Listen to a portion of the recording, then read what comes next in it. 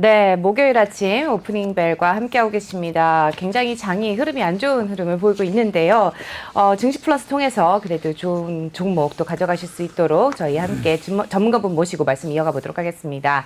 오늘 도움 말씀 주실 분 강승민 전문가 함께하고 있습니다. 안녕하세요. 안녕하세요. 네, 오늘 전문가님 지금 보니까 40개 종목을 제외하고는 전부 다 파란불을 켜고 있습니다. 네, 맞습니다. 네, 지금 뭐 포트폴리오에 많은 종목을 담고 계신 분들 굉장히 또 심란한 하루를 보내지 않을까 싶기도 한데요.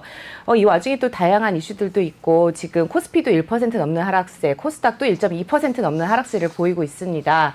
일단 3,100선은 지키고 있는 상황인데 네. 어떻게 좀 가져가야 될지 고민이 많으실 것 같습니다. 전문가님 어떻게 보시나요? 일단 좀 말씀을 좀 들어볼까요? 네, 뭐 사실은 뭐 다들 아시다시피 오늘 내마녀의 날이라고 불리는 그렇죠. 네, 옵션 그런 만기일이죠. 날입니다. 옵션 만기일에는 뭐 항상 굉장히 많이 떨어지는 그런 모습을 보여줬는데요. 네. 그래도 뭐 다른 때에 비하면 뭐 코스닥은 좀 많이 빠지긴 했어도 코스피는 안정적으로 좀 지켜내주고 있는 그런 모습이다 이렇게 얘기할 수도 있을 것 같습니다. 지금 네.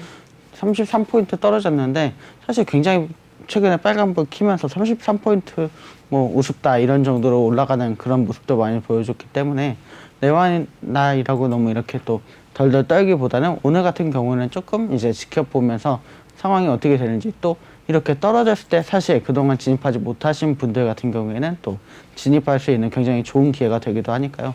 네. 뭐 방금 말씀하셨지만 뭐 몇 개 종목 외에는 다 떨어지고 있으니까 이 떨어지는 종목 평소에 지켜봤던 종목이 있다면 지금 진입하시는 것도 굉장히 좋은 타이밍이라고 보입니다. 네. 우선 오늘 또 오늘 또 이제 관심을 가져보면 좋을 만한 종목도 가져오셨잖아요. 네. 오늘은 어떤 종목인가요? 네, 오늘은 통신 3사의 막내라고 불리는 LG U+를 가져와 봤습니다. 네. 근데 LG가 사실 이제는 핸드폰 쪽을 접기로 해서 네. LG U+가 전망이 좋을까? 이런 고민이 좀 되거든요. 네네. 왜 LG U+를 가져오셨을지 굉장히 또 궁금합니다. 네, 뭐 네. 사실은 뭐 계속 뉴스에 났지만 지금 이제 어제자 뭐 그제자 뉴스에도 이제 통신 3사가 이제 30%의 굉장한 어닝 서프라이즈를 보여줬다. 네. 이런 기사들이 많이 났거든요. 근데 사실 통신 3사 실적 좋은 게 우리가 네. 까놓고 보면은 5G 하면서 요금은 올리고 그렇다고 5G에 대한 투자는 안 하고 맞아요. 그래가지고 사실 오른 거기 이 실적이 좋았기 때문에 물론 우리는 주가만 얘기를 합니다만은 도덕적으로 본다면은 저는 이 실적이 유지돼서는 안 된다라고 생각을 좀 얄밉죠. 하거든요. 핸드폰 네. 너무 느려요. 사실은 저도 그렇습니다. 뭐 서울에서도 5G가 안 되고 계속 LTE만 되는 그런 상황인데 저도 5G 쓰는데 너무 네. 느려서 너무 좀 그래요. 그렇죠. 그러니까 네. 5G 폰 쓰는 사람들이 뭐라 그런가 하면 과거 LTE보다도 더 늦다라고 얘기를 하거든요. 맞습니다. 맞습니다. 네. 저도 안 바꾸고 그렇다면은 싶었어요. 사실 앞으로 LG U 플러스 주가가 올라갈 거다라고 전망하는 것보다도 LG U 플러스 5G에 투자해라 맞습니다. 라고 좀 하는 게 더 필요할 것 같은데 네. 주가 얘기하시죠. 네. 네. 네. 그래서 제가 뭐 KT도 있고 사실은 SK텔레콤도 있는데 네. LG U+를 갖고 온 이유가 바로 거기에 있습니다. 아, 네, 사실은 지금 SK랑 KT는 5G 시설에 투자를 거의 안 하고 있거든요. 네. 오히려 축소를 하고 있는 상황인데 LG U+에서는 투자를 오히려 늘리고 있는 상황입니다. 아 그런가요? 네, 그래서 아무래도 제가 이제 그것도 굉장히 호재가 되는 그런 상황이라고 보여서 근데 아니 사실 우리나라 이동통신 3사 그러면 영원히 깨지지 않는 황금 분할 비율 5대 그렇죠. 3대 2. 네. 네. 거기서 이제 좀 보면은 SK가 4.5로 내려오면서 KT는 3으로 있고 그대로 네. LG가 2.5로 좀 올라서는 모습을 보이고 있기 때문에 네. 뭐 그중에 성장성으로 본다면은 LG U 플러스가 그래도 좀 네. 전망이 밝겠죠. 근데 왜 그러는지 저 누구죠? KT 사장 구현모? 네, 그분 취임할 때부터 주가 얘기를 했었거든요. 아, 사실은 그렇게 CEO가 주가 얘기하면 안 되는데 그렇죠. 이런 면에서 볼 때 우리 이동통신 3사가 이게 일종의 담합 아닌지 좀 사실은 좀 걱정이 됩니다. 네. 누군가 좀 게임 체인저가 등장을 해야 될 것 같은데 네, 맞습니다. 예. 그런 측면에서 본다면 지금 현재 이 구도대로 간다면 이 통 3사가 계속 좋겠죠.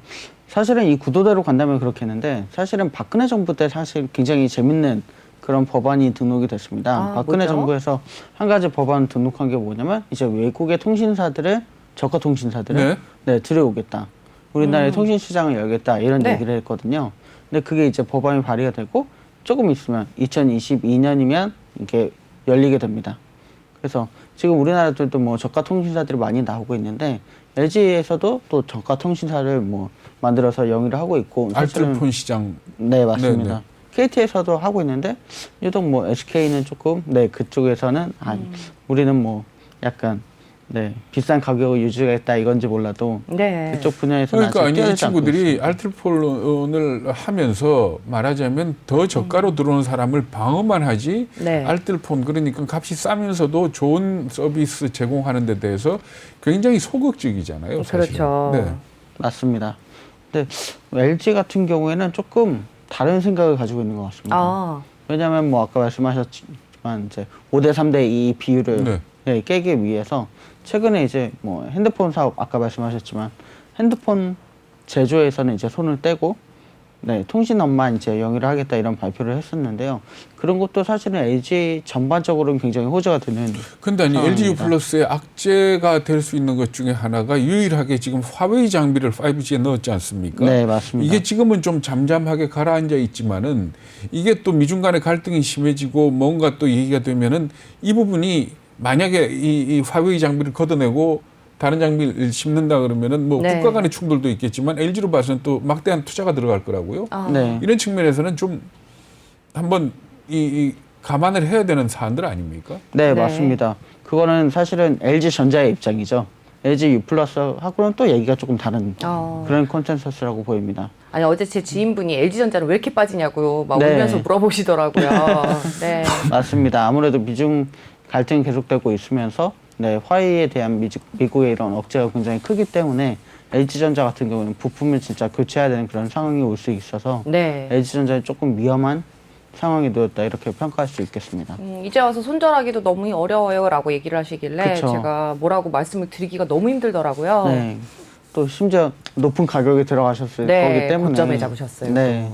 그런 분들은 굉장히 안타까운 마음이 듭니다. 네. 그런데 사실 LG U+를 실적이 좋아서 들어간다라고 하면은 네. 제 생각에는 이제 곧 또 대선이 있을 거 아닙니까? 그렇죠. 네. 그러면 항상 들고 나오는 게 사이통이거든요. 맞습니다. 사이동 통신이 출범할 가능성이 있고 네.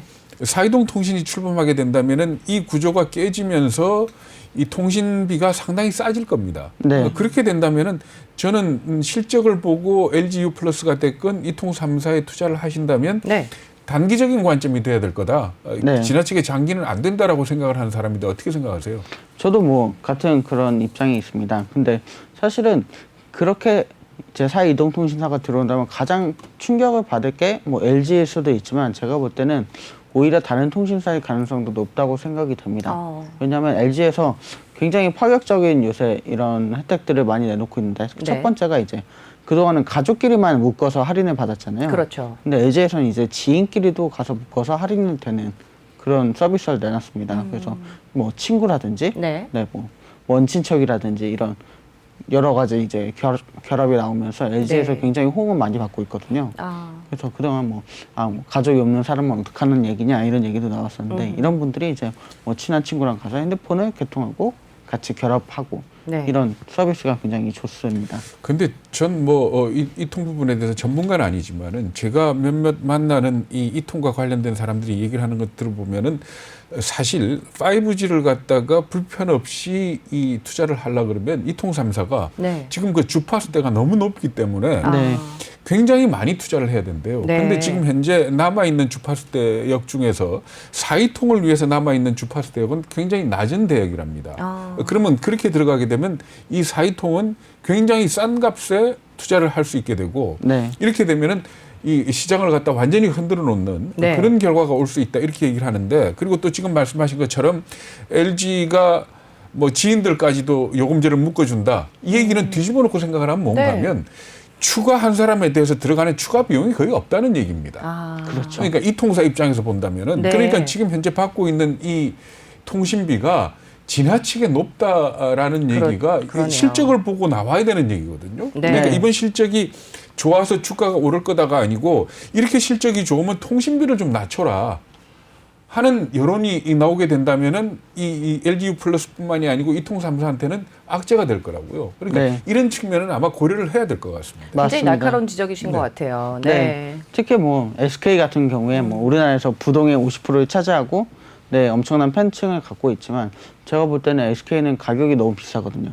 네. 이런 부분에 있어서 말씀하신 것처럼 제가 볼 때는 SK가 그런 얘기가 나오면 가장 먼저 주 타깃이 되지 않을까. 아, 네, 그렇게 생각을 해보고 있습니다. 네. LG U 플러스를 저도 결국 갈아타야 되는 걸까요?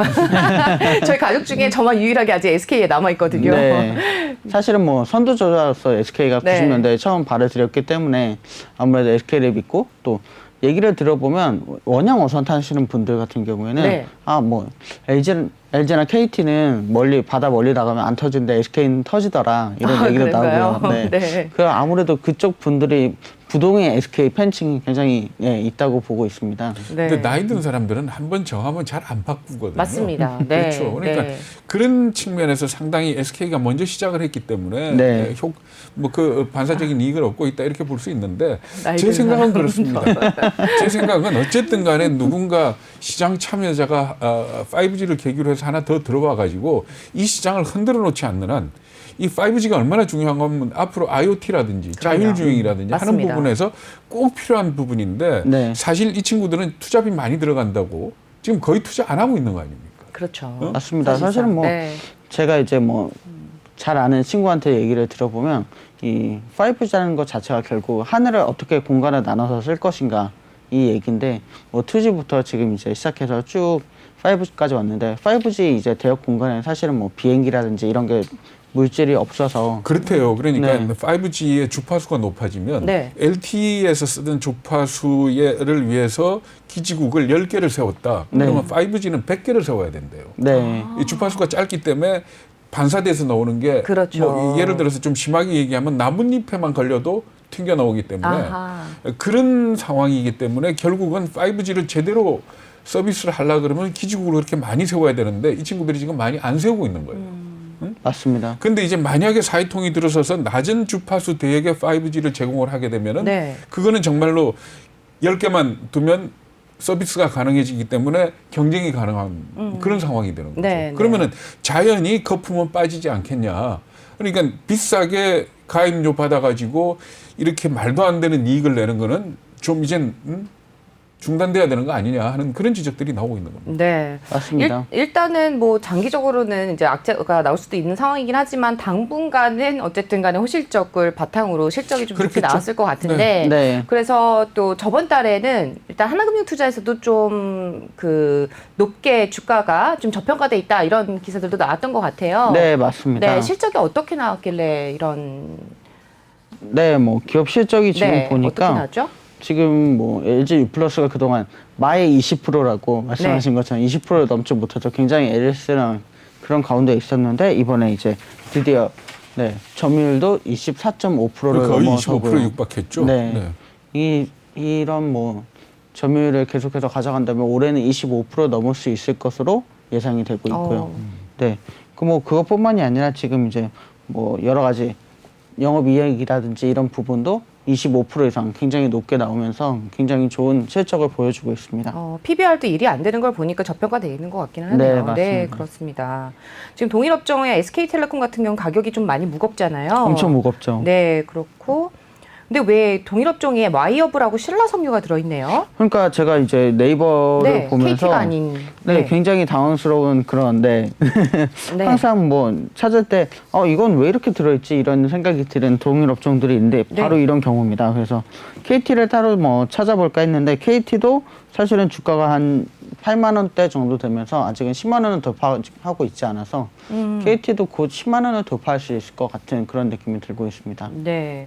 KT를 들어가신 분들은 항상 얘는 맨날 무거워서 안 움직인다고 네네, 막 그러셨었는데 맞습니다. 그래도 요즘에 최근 들어서 많이 이제 주가가 올라갔던 것 같아요. KT의 네. 경우에는 지금 항상 또 해안선 그래프 갖고 오시는데 네. 해안선 그래프는 어떻게 지금 그려지고 있나요? 네, 제가 오늘은 좀 해안선 그래프를 네. 여러 개를 가져와 봤습니다. 아, 네. 네, 네. 첫 번째는 이제 옛날 3년 전에 정고점 18,700원이었습니다. 네. 아, 네, 제가 볼 때는 이번 급등을 하면서 네, 계속해서 18,700원까지는 올라갈 수 있다는 생각이 들고, 네. 네. 네, 증권가에서도 18,000원을 내놓은 증권사들이 나오고 네, 있더라고요. 18,000원 그 하나금융투자에서 네. 12개월 목표가를 18,000원으로 잡았어요. 네, 그래서 그렇죠? 이 정도는 올라갈 수 있는 여력이 네. 있을 것이다 이렇게 예상을 해보고 있고요. 네. 네, 근데 좀 주의해야 할 부분도 있습니다.